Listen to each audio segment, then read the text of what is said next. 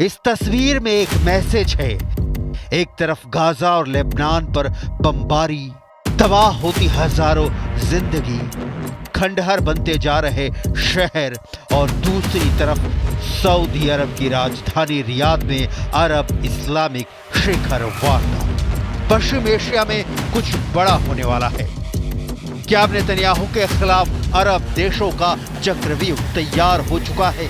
क्या यह चक्रव्यूह गाजा और लेबनान पर लगातार बमबारी और 48,000 लोगों की मौत का बदला लेगा? क्या अरब के इस चक्रव्यूह में नेतन्याहू और इजराइल की हार फाइनल है? अरब का चक्रव्यूह कौन चला रहा है? क्या इसकी कमान सऊदी अरब के हाथ में है या फिर लगाम ईरान के हाथों में है? मीटिंग ऐसी रही जिसमें एक साल पहले तक एक दूसरे के कट्टर दुश्मन रहे दोस्त बन चुके हैं। यहां सऊदी अरब की दावत पर सीरिया के राष्ट्रपति बशर अल असद भी पहुंचे।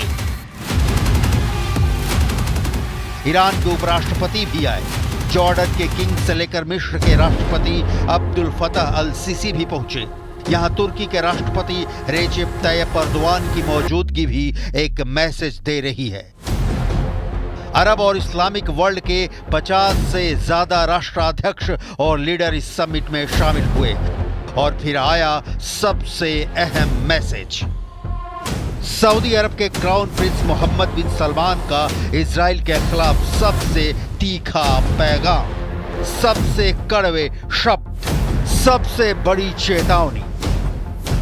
جدد المملكة إدانتها ورفضها القاطع للإبادة الجماعية التي ترتكبها إسرائيل بحق الشعب الفلسطيني الشقيق، وراح ضحاياها أكثر من 150 ألف من الشهداء والمصابين والمفقودين، معظمهم من النساء والأطفال. ونؤكد أن استمرار إسرائيل في جرائمها بحق الأبرياء والإمعان في انتهاك قدسية المسجد الأقصى المبارك والانتقاص من الدور المحوري للسلطة الوطنية الفلسطينية على كل الأراضي الفلسطينية من شأنها تقويض جهود الهادفة لحصول الشعب الفلسطيني على حقوقه المشروعة وإحلال السلام في المنطقة. मोहम्मद बिन सलमान ने यह भी कहा कि इजराइल ईरान पर हमला करने की गलती ना करे और फौरन गाजा और वेस्ट बैंक से अपनी फौज वापस बुलाए। गाजा में इजराइल की बमबारी शुरू होने के बाद यह पहली बार है जब सऊदी अरब ने नेतन्याहू के युद्ध पर इतने सख्त शब्दों का इस्तेमाल किया है। गाजा में अब तक 43,500 से ज्यादा लोगों की मौत हो चुकी है। लेबनान में मरने वालों की तादाद 3,200 तक पहुंच गई है। ये ऐसे आंकड़े हैं जिसे लेकर अभी तक इजराइल को सबसे बड़ी टक्कर सिर्फ ईरान ने दी है।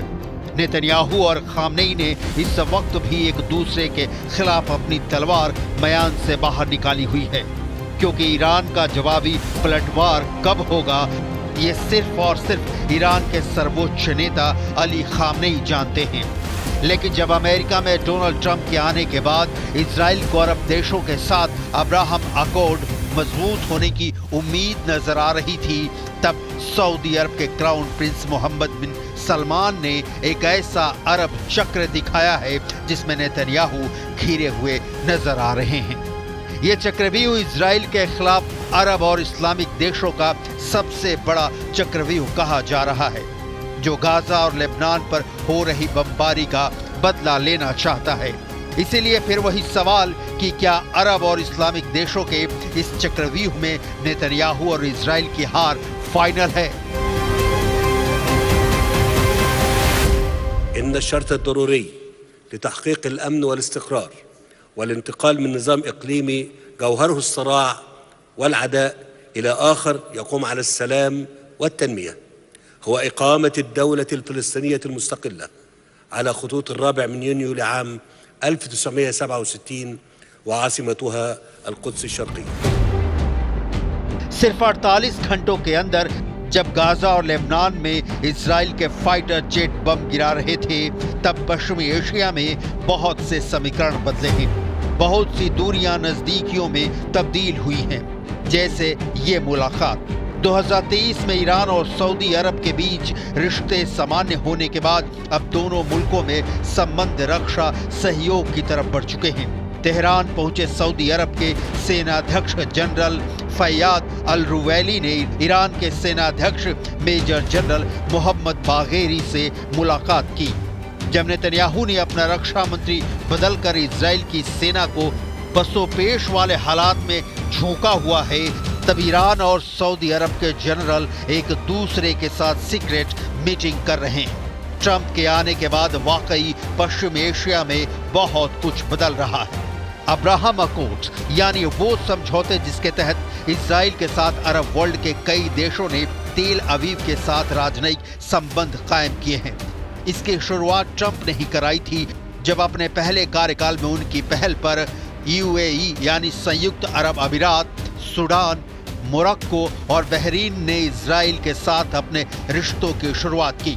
इसके बाद ऐसा लगने लगा कि पश्चिम एशिया में अरब मुल्कों के बीच सबसे बड़े खिलाड़ी सऊदी अरब के रिश्ते भी इजराइल से सामान्य हो सकते हैं। लेकिन अब फिलिस्तीन को लेकर इजराइल और सऊदी अरब में जो दूरी पहले से कायम थी वो बढ़ती नजर आ रही। सऊदी अरब बार बार कह रहा है कि गाजा में बमबारी बंद हो और नया फिलिस्तीन देश कायम किया जाए। इजराइल इसके लिए तैयार नहीं, लिहाजा तब तक दोनों के बीच संबंध बनेंगे इसकी कोई गारंटी नहीं है। मार्च 2023 में ईरान के साथ रिश्ते सुधरने के बाद सऊदी अरब की सीरिया को लेकर भी नीति बदली है और अब सीरिया के राष्ट्रपति बशर अल असद सऊदी अरब के दोस्त बन चुके हैं। तस्वीरें तो यही बताती हैं। نحن لا نتعامل مع دولة بالمعنى القانوني وإنما مع كيان استعماري خارج عن القانون. نحن لا نتعامل مع شعب بالمعنى الحضاري وإنما مع قطعان من المستوطنين أقرب إلى الهمجية منهم إلى الإنسانية. ومن غير الصحيح القول أن المشكلة هي في حكومة راهنة متطرفة فاقدة للعقل وشعب مذعور مما حصل في 7 تشرين الأول في العام الماضي. كلهم يعملون بعقل إيديولوجي واحد، عقل مريض بسفك الدماء، مريض بوهم التفوق، مصاب بانفصام الشخصية بين كره النازية ظاهريا وعشقها كجزء عضوي منه واقعيا। 2023 में भी 11 नवंबर को रियाद में यही मीटिंग हुई थी। तब भी कई मुस्लिम देशों के नेता शामिल हुए थे।